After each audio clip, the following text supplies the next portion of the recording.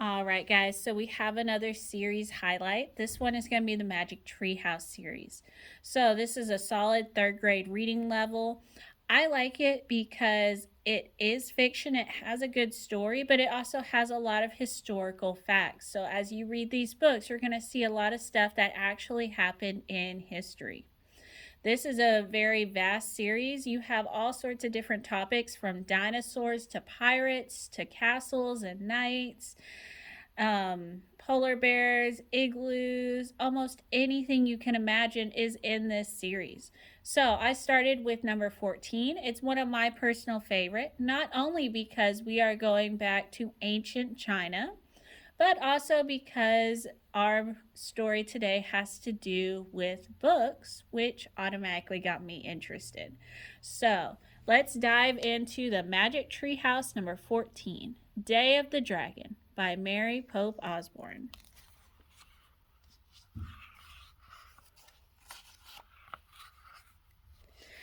So these stories do have a little bit that connects throughout the series, but overall they're pretty standalone because you will always find the prologue at the front that catches you up on how far the kids have gotten in their journey. So let's get started with the prologue. One summer day in Frog Creek, Pennsylvania, a mysterious treehouse appeared in the woods. 8-year-old Jack and his 7-year-old sister Annie climbed into the treehouse. They found that it was filled with books. Jack and Annie soon discovered that the treehouse was magic. It could take them to the places in the books. All they had to do was point at a picture and wish to go there. Along the way, they discovered that one too many pages. The treehouse belongs to Morgan Le Fay. Morgan is a magical librarian from the time of King Arthur. She travels through time and space gathering books.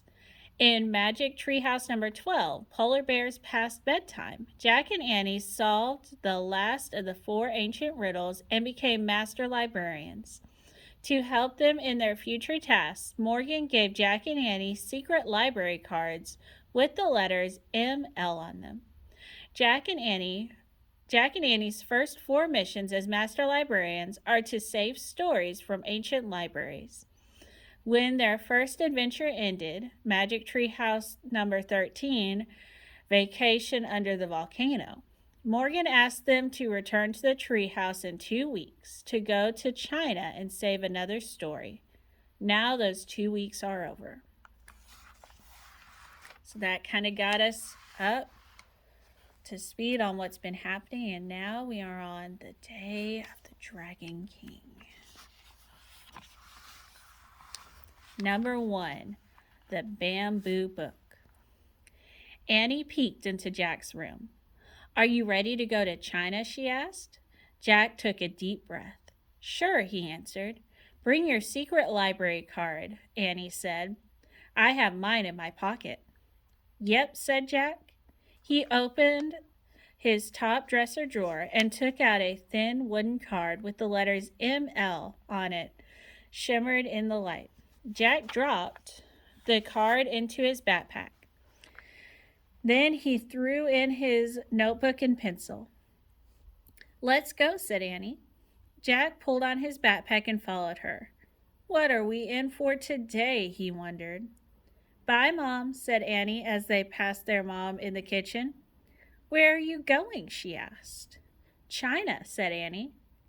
Great, said their mom. She winked at them. Have fun. Fun, thought Jack. He was afraid that fun wasn't quite the right word.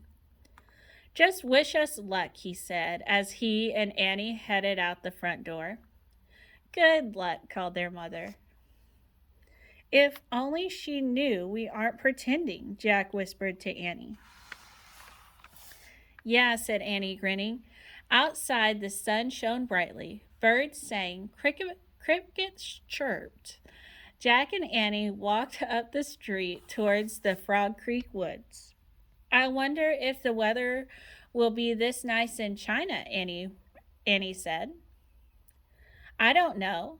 Remember, Morgan said this would be a very scary adventure, said Jack.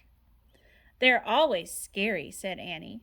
But we always meet animals who help us, or people. True, said Jack. I bet we meet someone great today, said Annie. Jack smiled. He was starting to feel excited now, instead of scared. Let's hurry, he said.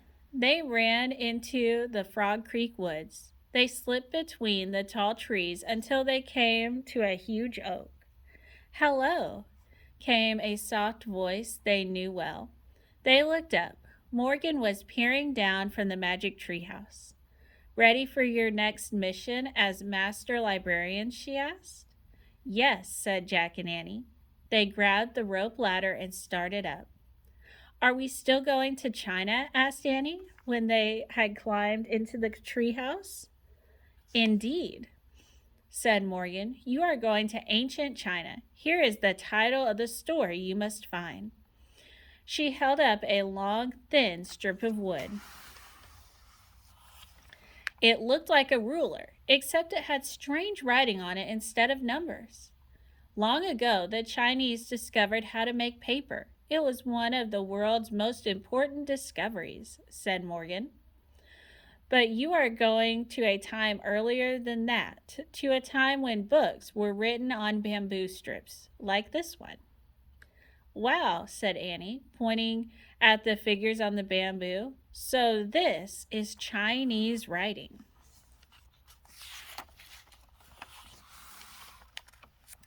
Yes, said Morgan. Just as we have letters, Chinese writing is made up of different characters. Each one stands for a different thing or idea. These characters are the title of an ancient Chinese legend. You must find the first writing of the legend before the Imperial Library is destroyed. Hurry, let's go, said Annie. Wait, we need our research book, said Jack. Yes, you do, said Morgan. From the folds of her robe, she pulled out a book. On the cover was the title, The Time of the First Emperor. Morgan handed the book to Jack. This research book will guide you, she said. But remember, in your darkest hour, only the legend can save you. But we have to find it first, said Annie. Exactly, said Morgan. She handed Jack the bamboo strip, and he slipped it into his backpack. Jack pushed his glasses into place, then pointed at the cover on their research book. I wish we could go there, he said. The wind started to blow. The treehouse started to spin. It spun faster and faster. Then everything was absolutely still. Chapter 2, The Cowherder. Wow, said Annie. These clothes feel so soft. And look, I have a pocket for my secret library card. Jack opened his eyes. Their clothes had magically changed. They no longer wore jeans and t-shirts and sneakers. Instead, they had on baggy pants, loose shirts, straw shoes, and round hats. Annie's shirt had a pocket in it. Jack saw that his backpack had become a rough cloth sack. Inside were his research book, his notebook, his library card, and the bamboo strip. Cows, said Annie, looking out the window. Jack looked out too. The treehouse had landed in a lone tree in a sunny field. Cows grazed, and a young man stood watching over them. At the edge of the field was a farmhouse. Beyond the house was a walled city. It looked so peaceful, said Annie. You can never be sure, said Jack. Remember Pompeii? Looked peaceful before the volcano went off. Oh, yeah, said Annie. Let's see what the book says, said Jack. He reached in his sack and pulled out the China book. He opened it and read aloud. Over 2,000 years ago, China was ruled by its first emperor. Because he chose the dragon to be his symbol, he was called the Dragon King. In China, dragons are seen as brave and powerful creatures. Dragon King? That sounds a little scary, said Jack. I like his outfit, said Annie.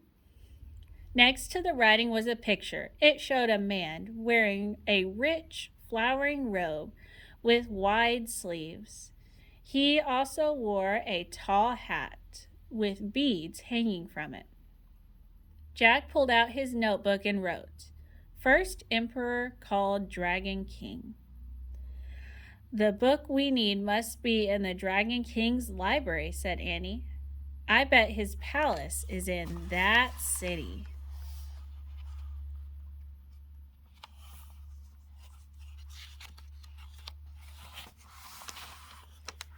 Jack looked up. "Right," he said.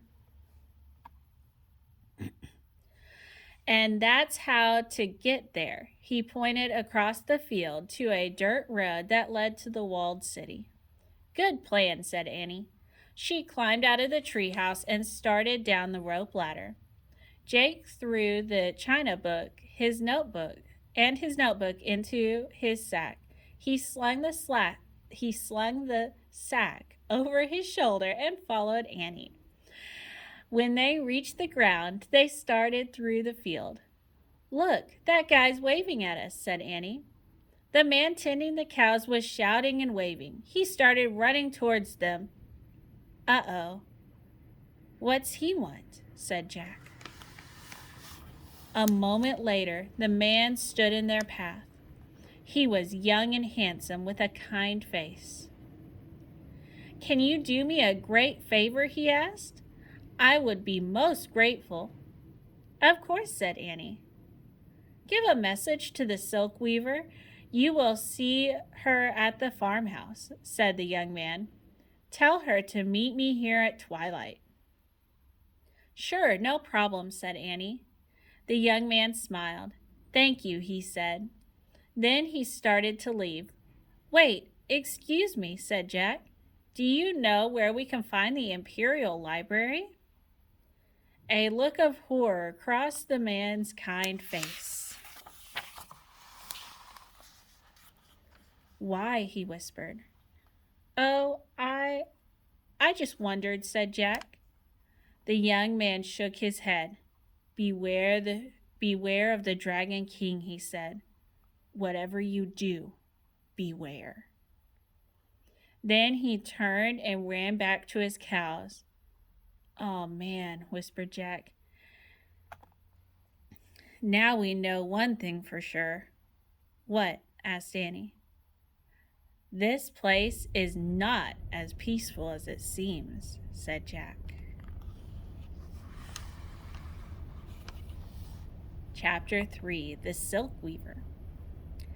Jack and Annie kept walking across the pasture towards the road. Annie stopped when they neared the farmhouse. "We have to find the silk weaver and give her the message," she said. "Let's do that on our way back," said Jack.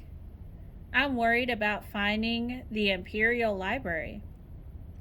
"And what if we don't have time?" said Annie. "We promised, and he was so nice."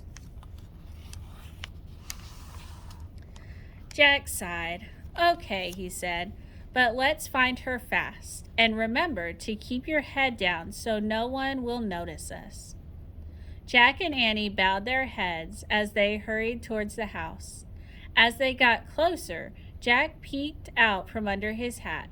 An ox pulled a cart filled with hay. Men hoed the ground. Women pushed wheelbarrows piled high with grain. "There," said Annie. She pointed at an open porch where a young woman was weaving cloth on a loom. "That must be her." Annie ran to the silk weaver. Jack looked around to see if anyone was watching. Luckily, all the farm workers seemed too busy to notice anything. Still looking around carefully, Jack walked towards the porch. Annie was already there, talking to the silk weaver.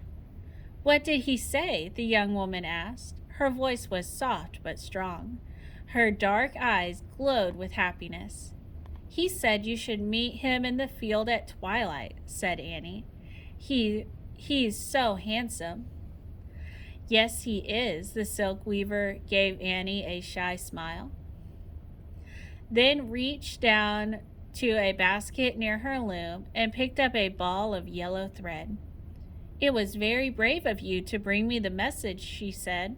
"Please accept this silk thread as my thank you." She handed Annie the ball of silk. It's beautiful," said Annie. "Feel." She handed it to Jack. The thread was smooth and soft.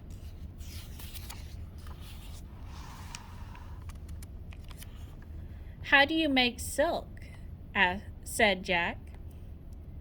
"It is made from the cocoons of silkworms," said the weaver. "Really? Worms? That's neat," said Jack. "Let me write that down." He reached into his sack. "Please don't," said the silk weaver. "The making of silk is China's most valuable secret. Anyone who steals this secret will be arrested. The Dragon King will have them put to death."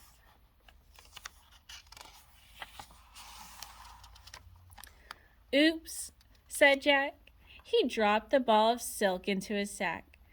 "I think you must leave quickly," whispered the silk weaver. "You have been seen." Jack looked over his shoulder. A man was pointing at them. "Let's go," he said. "Bye," said Annie. "Good luck on your date." "Thank you," the silk weaver said.